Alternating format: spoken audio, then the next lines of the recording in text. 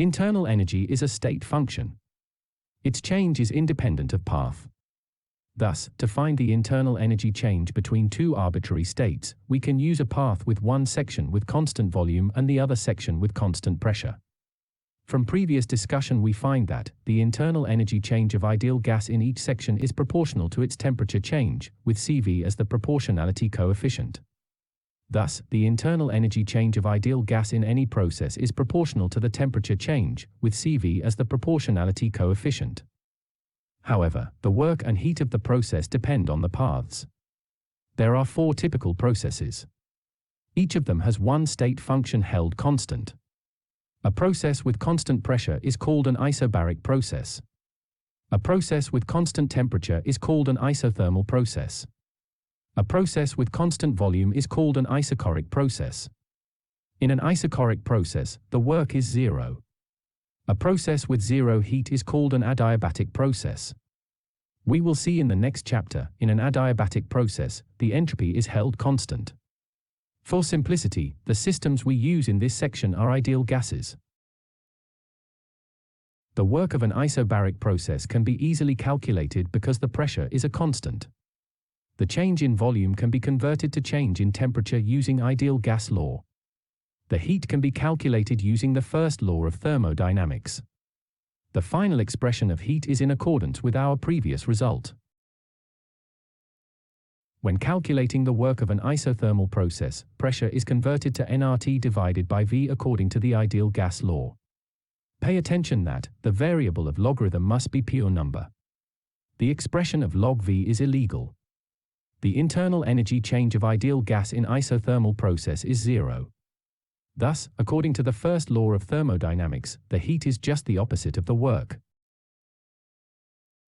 In an isochoric process, the work is zero. Thus, the change of internal energy is equal to the heat. The heat can be calculated from the CV. In an adiabatic process, the heat is zero. The internal energy change is equal to the work.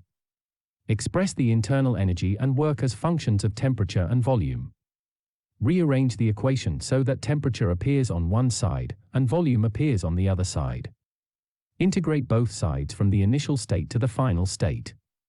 Then, we get a relation between initial and final temperatures and volumes.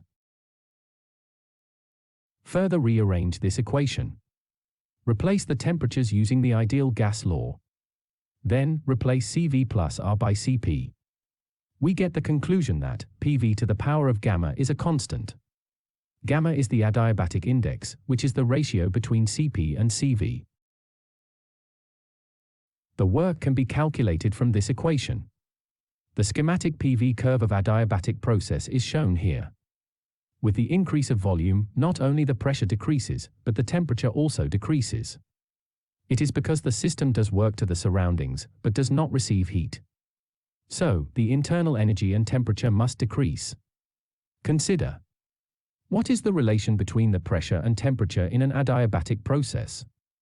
What is the relation between the volume and temperature in an adiabatic process? Here, the 4 typical processes are summarized in a PV plot. The isobaric processes are the horizontal lines. The isochoric processes are the vertical lines.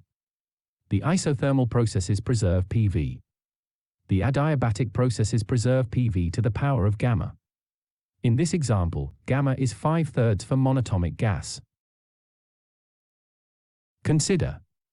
What occurs when the gas cylinder is opened and gas is released rapidly? Which of the processes does it undergo?